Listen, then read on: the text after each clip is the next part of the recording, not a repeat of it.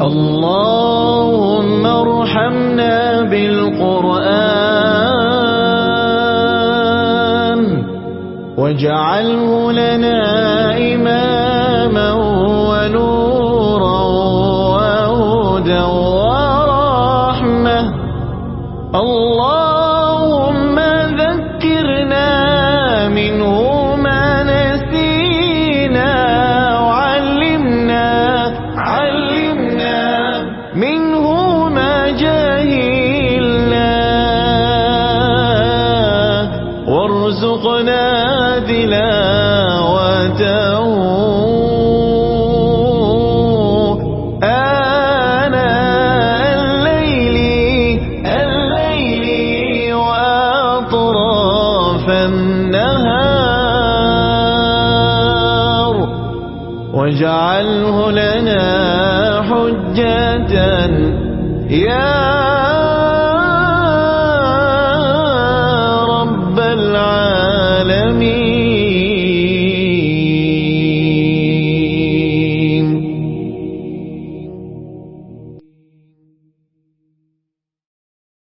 بسم الله الرحمن الرحيم. أتل ما أوحي إليك من الكتاب وأقم الصلاة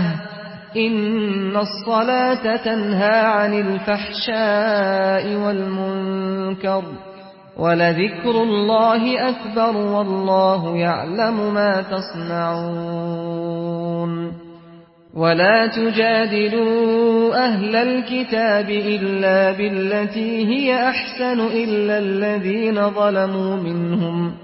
وقولوا آمنا بالذي أنزل إلينا وأنزل إليكم وإلهنا وإلهكم واحد ونحن له مسلمون. وكذلك أنزلنا إليك الكتاب فالذين آتيناهم الكتاب يؤمنون به ومن هؤلاء من يؤمن به وما يجحد بآياتنا إلا الكافرون. وما كنت تتلو من قبله من كتاب ولا تخطه بيمينك إذا لارتاب المبطلون. بل هو آيات بينات في صدور الذين أوتوا العلم وما يجحد بآياتنا إلا الظالمون. وقالوا لولا أنزل عليه آيات من ربه قل إنما الآيات عند الله وإنما أنا نذير مبين. أولم يكفهم أنا أنزلنا عليك الكتاب يتلى عليهم إن في ذلك لرحمة وذكرى لقوم يؤمنون. قل كفى بالله بيني وبينكم شهيدا يعلم ما في السماوات والأرض والذين آمنوا بالباطل وكفروا بالله أولئك هم الخاسرون. ويستعجلونك بالعذاب ولولا أجل مسمى لجاءهم العذاب وليأتينهم بغتة وهم لا يشعرون.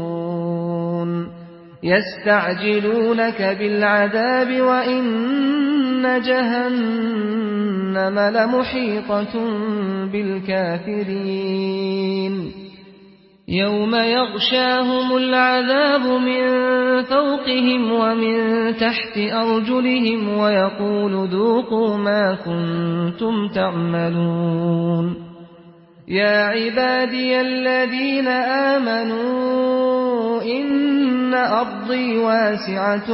فإياي فاعبدون كل نفس ذائقة الموت ثم إلينا ترجعون والذين آمنوا وعملوا الصالحات لنبوئنهم من الجنة غرفا تجري من تحتها الأنهار خالدين فيها نعم أجر العاملين الذين صبروا وعلى ربهم يتوكلون وكأين من دابة لا تحمل رزقها الله يرزقها وإياكم وهو السميع العليم ولئن سألتهم من خلق السماوات والأرض وسخر الشمس والقمر ليقولن الله فأنى يؤفكون الله يبسط الرزق لمن يشاء من عباده ويقدر له إن الله بكل شيء عليم ولئن سألتهم من نزل من السماء ماء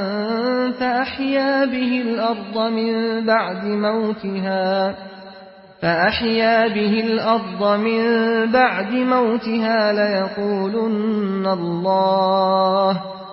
قل الحمد لله بل أكثرهم لا يعقلون وما هذه الحياة الدنيا إلا لهو ولعب وإن الدار الآخرة لهي الحيوان لو كانوا يعلمون فإذا ركبوا في الفلك دعوا الله مخلصين له الدين فلما نجاهم إلى البر إذا هم يشركون ليكفروا بما آتيناهم وليتمتعوا فسوف يعلمون أولم يروا أنا جعلنا حرما آمنا ويتخطف الناس من حولهم أفبالباطل يؤمنون وبنعمة الله يكفرون ومن أظلم ممن افترى على الله كذبا أو كذب بالحق لما جاءه أليس في جهنم مثوى للكافرين والذين جاهدوا فينا لنهدينهم سبلنا وإن الله لمع المحسنين أعوذ بالله من الشيطان الرجيم بسم الله الرحمن الرحيم ألف لام ميم غلبت الروم في أدنى الأرض وهم من بعد غلبهم سيغلبون في بضع سنين لله الأمر من قبل ومن بعد ويومئذ يفرح المؤمنون بنصر الله ينصر من يشاء وهو العزيز الرحيم وعد الله لا يخلف الله وعده ولكن أكثر الناس لا يعلمون ظاهرا من الحياة الدنيا وهم عن الآخرة هم غافلون أولم يتفكروا في أنفسهم ما خلق الله السماوات والأرض وما بينهما إلا بالحق وأجل مسمى وإن كثيرا من الناس بلقاء ربهم لكافرون أولم يسيروا في الأرض فينظروا كيف كان عاقبة الذين من قبلهم كانوا أشد منهم قوة وأثاروا الأرض وعمروها أكثر مما عمروها وجاءتهم رسلهم بالبينات فما كان الله ليظلمهم ولكن كانوا أنفسهم يظلمون ثم كان عاقبة الذين أساءوا السوء أن كذبوا بآيات الله وكانوا بها يستهزئون الله يبدأ الخلق ثم يعيده ثم إليه ترجعون ويوم تقوم الساعة يبلس المجرمون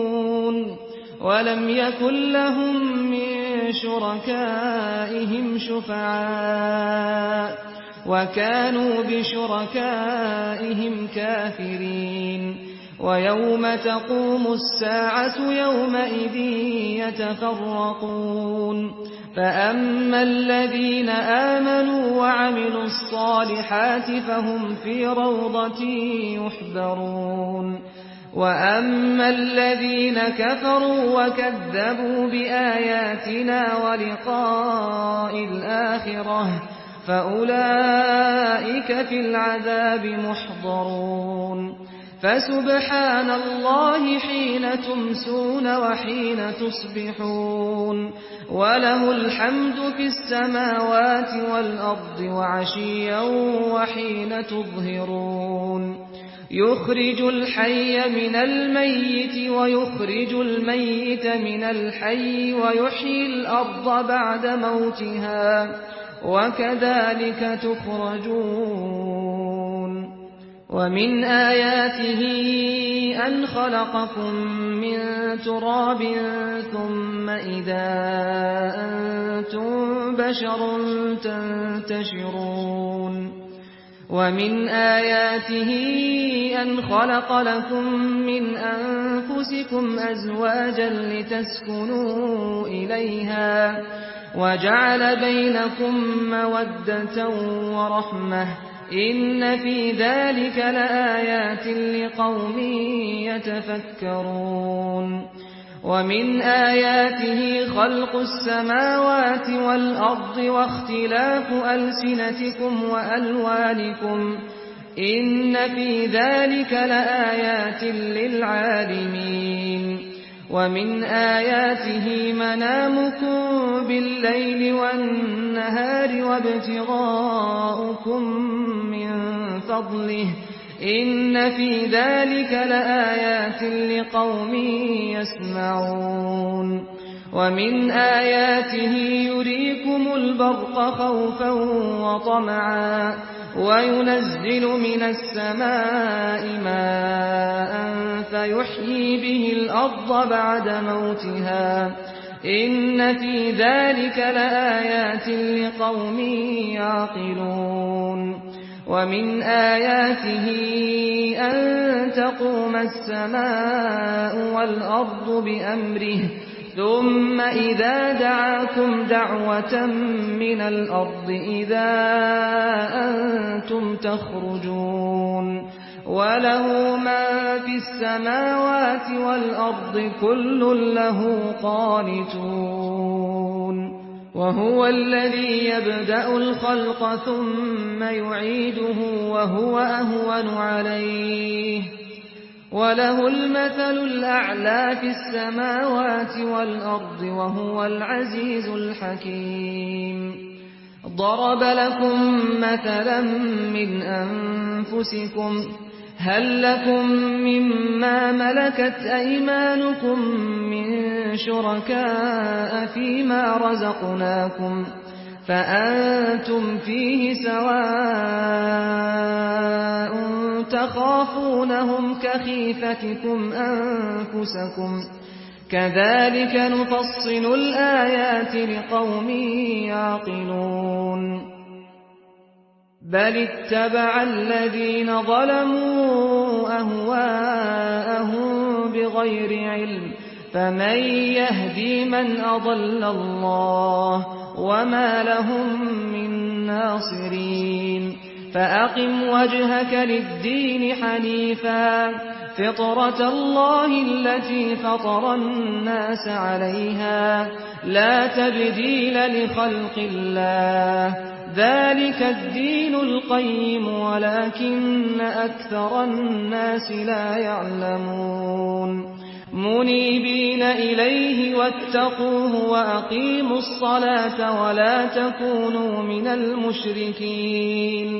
من الذين فرقوا دينهم وكانوا شيعا كل حزب بما لديهم فرحون وإذا مس الناس ضر دعوا ربهم منيبين إليه ثم إذا أذاقهم منه رحمة إذا فريق منهم بربهم يشركون ليكفروا بما آتيناهم فتمتعوا فسوف تعلمون أم أنزلنا عليهم سلطانا فهو يتكلم بما كانوا به يشركون وإذا أذقنا الناس رحمة فرحوا بها وإن تصبهم سيئة بما قدمت أيديهم إذا هم يقنطون أولم يروا أن الله يبسط الرزق لمن يشاء ويقدر إن في ذلك لآيات لقوم يؤمنون فآت ذا القربى حقه والمسكين وابن السبيل ذلك خير للذين يريدون وجه الله وأولئك هم المفلحون وما آتيتم من ربا ليربو في أموال الناس فلا يربو عند الله وما آتيتم من زكاة تريدون وجه الله فأولئك هم المضعفون الله الذي خلقكم ثم رزقكم ثم يميتكم ثم يحييكم هل من شركائكم من يفعل من ذلكم من شيء سبحانه وتعالى عما يشركون ظهر الفساد في البر والبحر بما كسبت أيدي الناس ليذيقهم بعض الذي عملوا لعلهم يرجعون قل سيروا في الأرض فانظروا كيف كان عاقبة الذين من قبل كان أكثرهم مشركين فأقم وجهك للدين القيم من قبل أن يأتي يوم لا مرد له من الله يومئذ يصدعون من كفر فعليه كفره ومن عمل صالحا فلأنفسهم يمهدون ليجزي الذين آمنوا وعملوا الصالحات من فضله إنه لا يحب الكافرين ومن آياته أن يرسل الرياح مبشرات وليذيقكم من رحمته ولتجري الفلك بأمره ولتبتغوا من فضله ولعلكم تشكرون وَلَقَدْ أَرْسَلْنَا مِن قَبْلِكَ رُسُلًا إِلَىٰ قَوْمِهِمْ فَجَاءُوهُم بِالْبَيِّنَاتِ فَانتَقَمْنَا مِنَ الَّذِينَ أَجْرَمُوا وَكَانَ حَقًّا عَلَيْنَا نَصْرُ الْمُؤْمِنِينَ اللَّهُ الَّذِي يُرْسِلُ الرِّيَاحَ فَتُثِيرُ سَحَابًا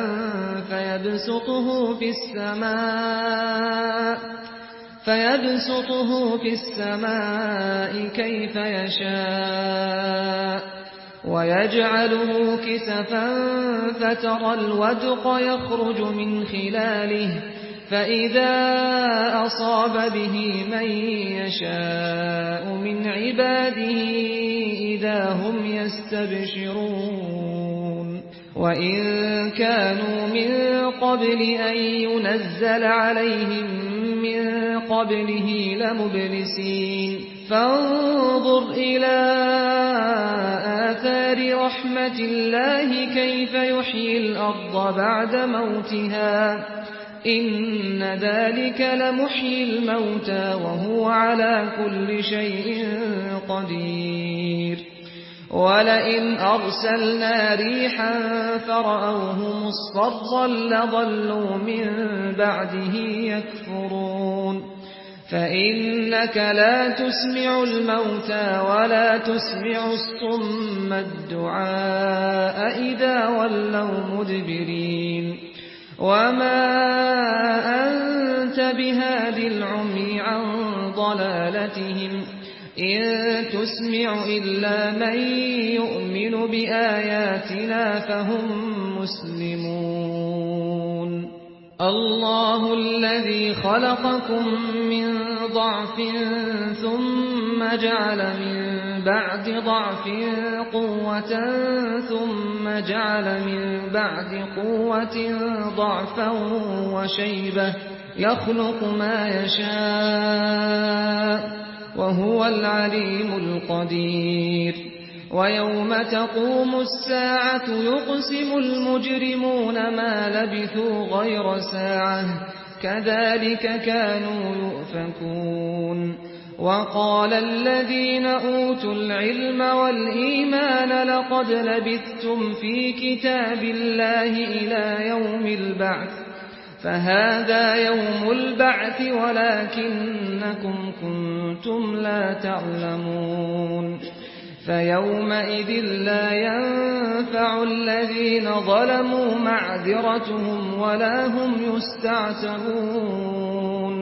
ولقد ضربنا للناس في هذا القرآن من كل مثل ولئن جئتهم بآية ليقولن الذين كفروا إن أنتم إلا مبطلون كذلك يطبع الله على قلوب الذين لا يعلمون فاصبر إن وعد الله حق ولا يستخفنك الذين لا يوقنون بسم الله الرحمن الرحيم ألف لام ميم تلك آيات الكتاب الحكيم هدى ورحمة للمحسنين الذين يقيمون الصلاة ويؤتون الزكاة وهم بالآخرة هم يوقنون أولئك على هدى من ربهم وأولئك هم المفلحون ومن الناس من يشتري لهو الحديث ليضل عن سبيل الله بغير علم ويتخذها هزوا أولئك لهم عذاب مهين وإذا تتلى عليه آياتنا ولى مستكبرا كأن لم يسمعها كأن في أذنيه وقرا فبشره بعذاب أليم إن الذين آمنوا وعملوا الصالحات لهم جنات النعيم خالدين فيها وعد الله حقا وهو العزيز الحكيم خلق السماوات بغير عمد ترونها وألقى في الأرض رواسي أن تميد بكم وبث فيها من كل دابة وأنزلنا من السماء ماء فأنبتنا فيها من كل زوج كريم هذا خلق الله فأروني ماذا خلق الذين من دونه بل الظالمون في ضلال مبين ولقد آتينا لقمان الحكمة أن اشكر لله ومن يشكر فإنما يشكر لنفسه ومن كفر فإن الله غني حميد وإذ قال لقمان لابنه وهو يعظه يا بني لا تشرك بالله إن الشرك لظلم عظيم ووصينا الإنسان بوالديه حملته أمه وهنا على وهن وفصاله في عامين أن اشكر لي ولوالديك إلي المصير وإن جاهداك على أن تشرك بي ما ليس لك به علم فلا تطعهما وصاحبهما في الدنيا معروفا واتبع سبيل من أناب إلي ثم إلي مرجعكم فأنبئكم بما كنتم تعملون يا بني إنها إن تك مثقال حبة من خردل فتكن في صخرة أو في السماوات أو في الأرض حبة من خردل فتكن في صخرة أو في السماوات أو في الأرض يأت بها الله إن الله لطيف خبير يا بني أقم الصلاة وأمر بالمعروف وانه عن المنكر واصبر على ما أصابك إن ذلك من عزم الأمور ولا تصعد خدك للناس ولا تمش في الأرض مرحا إن الله لا يحب كل مختال فخور واقصد في مشيك واغضض من صوتك إن أنكر الأصوات لصوت الحمير ألم تروا أن الله سخر لكم ما في السماوات وما في الأرض وأسبغ عليكم نعمه ظاهرة وباطنة ومن الناس من يجادل في الله بغير علم ولا هدى ولا كتاب منير وإذا قيل لهم اتبعوا ما أنزل الله قالوا بل نتبع ما وجدنا عليه آباءنا أولو كان الشيطان يدعوهم إلى عذاب السعير ومن يسلم وجهه إلى الله وهو محسن فقد استمسك بالعروة الوثقى وإلى الله عاقبة الأمور ومن كفر فلا يحزنك كفره إلينا مرجعهم فننبئهم بما عملوا إن الله عليم بذات الصدور نمتعهم قليلا ثم نضطرهم إلى عذاب غليظ ولئن سألتهم من خلق السماوات والأرض ليقولن الله قل الحمد لله بل أكثرهم لا يعلمون لله ما في السماوات والأرض إن الله هو الغني الحميد ولو أن ما في الأرض من شجرة أقلام والبحر يمده من بعده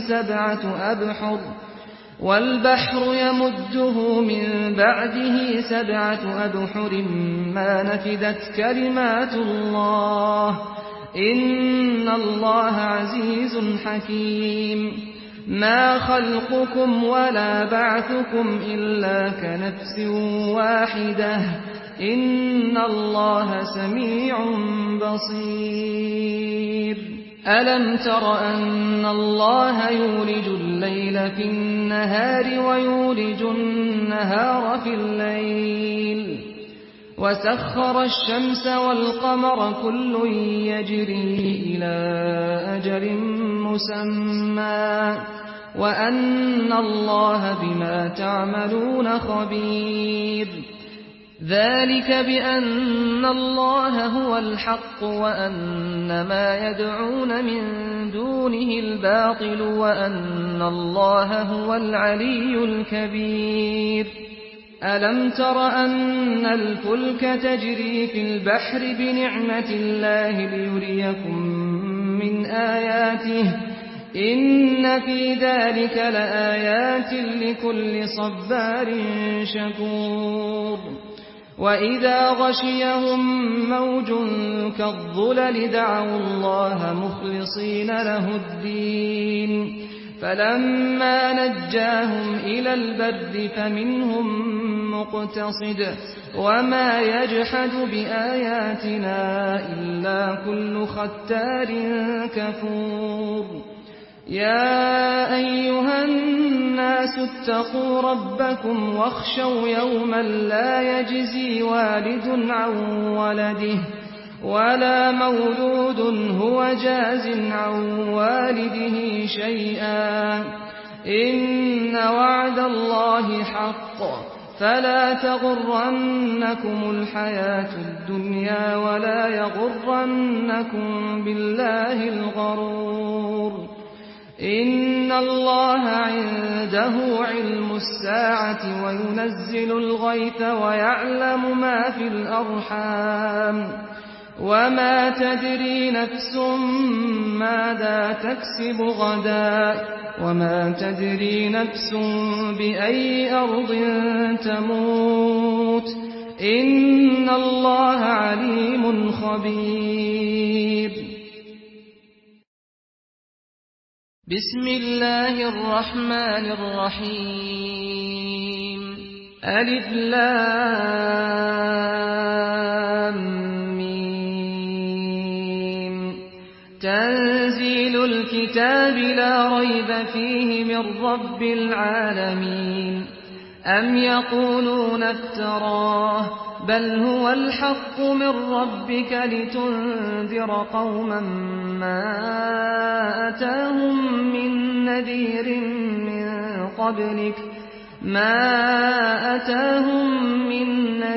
من قبلك لعلهم يهتدون الله الذي خلق السماوات والأرض وما بينهما في ستة أيام ثم استوى على العرش ما لكم من دونه من ولي ولا شفيع أفلا تتذكرون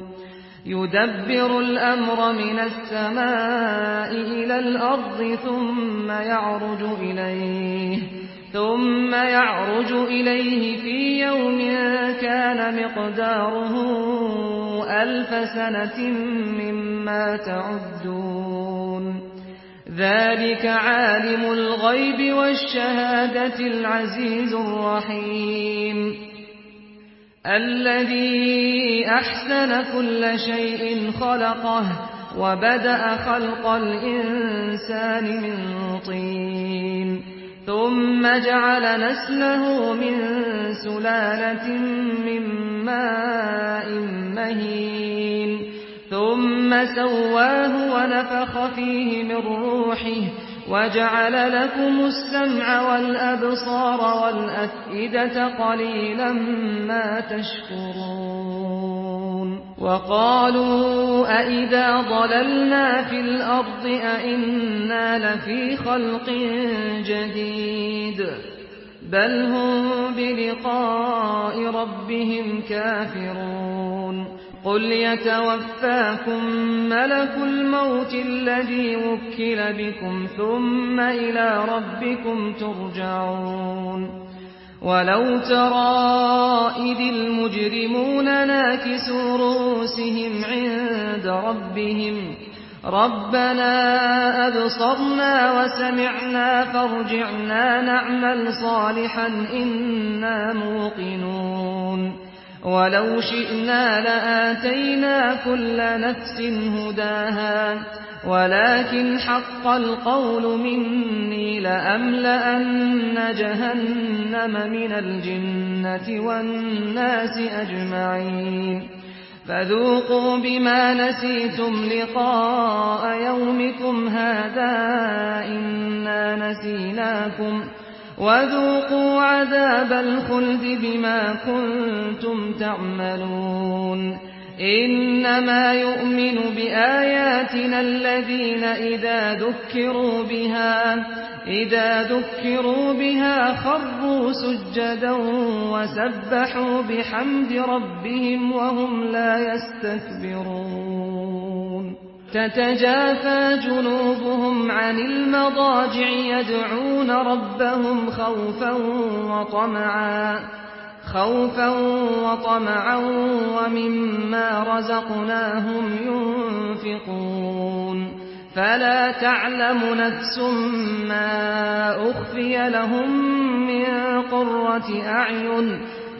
تعلم نفس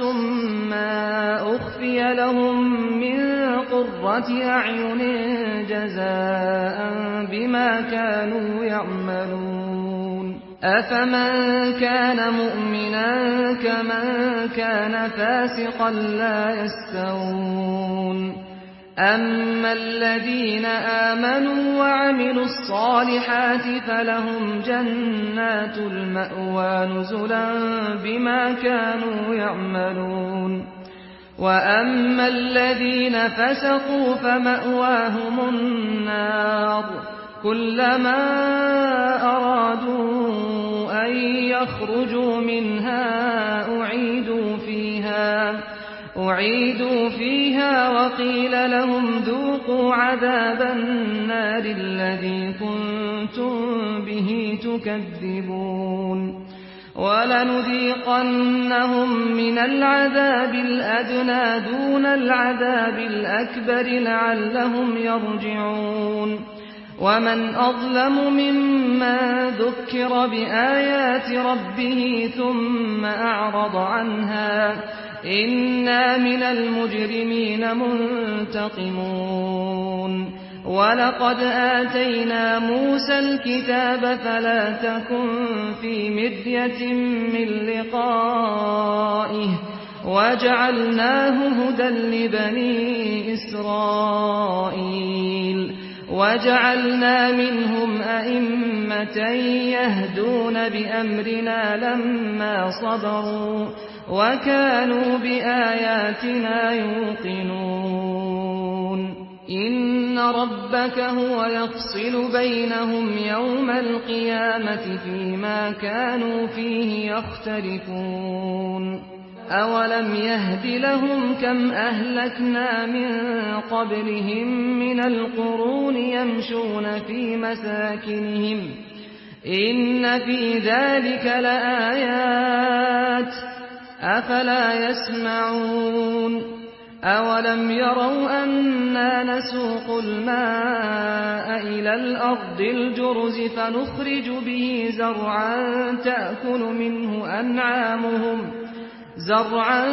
تأكل منه أنعامهم وأنفسهم أفلا يبصرون ويقولون متى هذا الفتح إن كنتم صادقين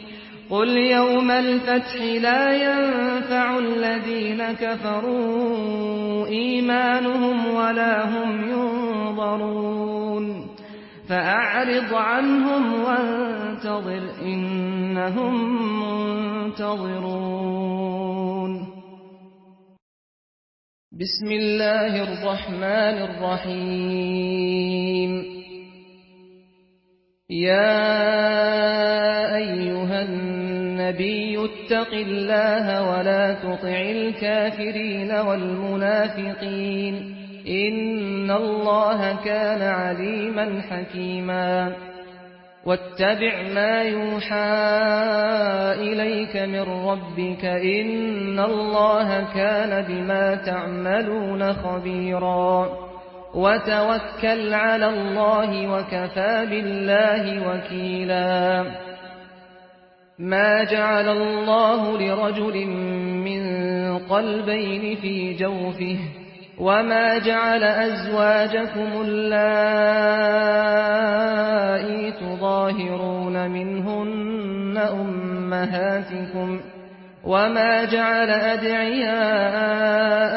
أبناءكم ذلكم قولكم بأفواهكم والله يقول الحق وهو يهدي السبيل ادعوهم لآبائهم هو أقسط عند الله فإن لم تعلموا آباءهم فإخوانكم في الدين ومواليكم وليس عليكم جناح فيما أخطأتم به ولكن ما تعمدت قلوبكم وكان الله غفورا رحيما النبي أولى بالمؤمنين من أنفسهم وأزواجه أمهاتهم وأولو الأرحام بعضهم أولى ببعض في كتاب الله من المؤمنين والمهاجرين إلا أن تفعلوا إلى أوليائكم معروفا كان ذلك في الكتاب مسطورا وإذ أخذنا من النبيين ميثاقهم ومنك ومن نوح وإبراهيم وموسى وعيسى بن مريم وأخذنا منهم ميثاقا غليظا ليسأل الصادقين عن صدقهم وأعد للكافرين عذابا أليما يا أيها الذين آمنوا اذكروا نعمة الله عليكم إذ جاءتكم جنود فأرسلنا عليهم ريحا وجنودا لم تروها وكان الله بما تعملون بصيرا إذ جاءوكم من فوقكم ومن أسفل منكم وإذ زاغت الأبصار وبلغت القلوب الحناجر وتظنون بالله الظنونا هنالك ابتلي المؤمنون وزلزلوا زلزالا شديدا وإذ يقول المنافقون والذين في قلوبهم مرض ما وعدنا الله ورسوله إلا غرورا وإذ قالت طائفة منهم يا أهل يثرب لا مقام لكم فارجعوا ويستأذن فريق منهم النبي يقولون إن بيوتنا عورة وما هي بعورة إن يريدون إلا فرارا ولو دخلت عليهم من أقطارها ثم سئلوا الفتنة لآتوها وما تلبثوا بها إلا يسيرا ولقد كانوا عاهدوا الله من قبل لا يولون الأدبار وكان عهد الله مسؤولا قل لن ينفعكم الفرار إن فررتم من الموت أو القتل وإذا لا تمتعون إلا قليلا قل من ذا الذي يعصمكم من الله إن أراد بكم سوءا أو أراد بكم رحمة ولا يجدون لهم من دون الله وليا ولا نصيرا قد يعلم الله المعوقين منكم والقائلين لإخوانهم هلم إلينا ولا يأتون البأس إلا قليلا أشحة عليكم فإذا جاء الخوف رأيتهم ينظرون إليك تدور أعينهم كالذي يغشى عليه من الموت فإذا ذهب الخوف سلقوكم بألسنة حداد أشحة على الخير أولئك لم يؤمنوا فأحبط الله أعمالهم وكان ذلك على الله يسيرا يحسبون الأحزاب لم يذهبوا وإن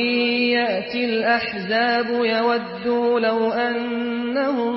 بادون في الأعراب يسألون عن أنبائكم ولو كانوا فيكم ما قاتلوا إلا قليلا لقد كان لكم في رسول الله أسوة حسنة لمن كان يرجو الله واليوم الآخر وذكر الله كثيرا ولما رأى المؤمنون الأحزاب قالوا هذا ما وعدنا الله ورسوله وصدق الله ورسوله وما زادهم إلا إيمانا وتسليما من المؤمنين رجال صدقوا ما عاهدوا الله عليه فمنهم من قضى نحبه ومنهم من ينتظر وما بدلوا تبديلا ليجزي الله الصادقين بصدقهم ويعذب المنافقين إن شاء أو يتوب عليهم إن الله كان غفورا رحيما ورد الله الذين كفروا بغيظهم لم ينالوا خيرا وكفى الله المؤمنين القتال وكان الله قويا عزيزا وأنزل الذين ظاهروهم من أهل الكتاب من صياصيهم وقذف في قلوبهم الرعب فريقا تقتلون وتأسرون فريقا وأورثكم أرضهم وديارهم وأموالهم وأرضا لم تطئوها وكان الله على كل شيء قديرا يا أيها النبي قل لأزواجك إن كنتن تردن الحياة الدنيا وزينتها فتعالين أمتعكن وأسرحكن سراحا جميلا وإن كنتن تردن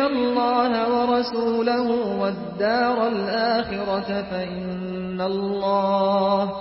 فإن الله أعد للمحسنات منكن أجرا عظيما. يا نساء النبي من يأت منكن بفاحشة مبينة يضاعف لها العذاب ضعفين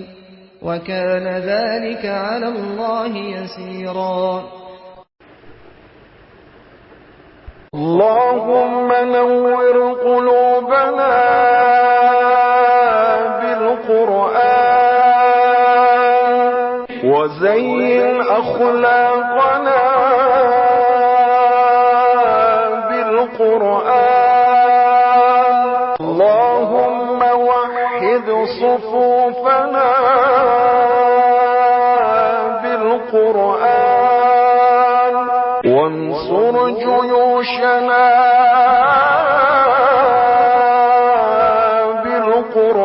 بالقرآن وأكرم شهداءنا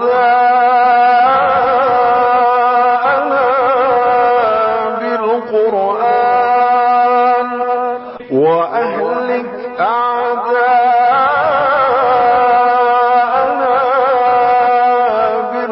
بالقرآن. اللهم اشف مرضانا بالقرآن واغفر لنا ولوالدينا بالقرآن واغفر لإمامنا بالقرآن واحفظ قائدنا بالقرآن وعجل في فرج مولانا بالقرآن واجعل عواقب أمورنا خيرا بالقرآن. احشرنا مع الأبرار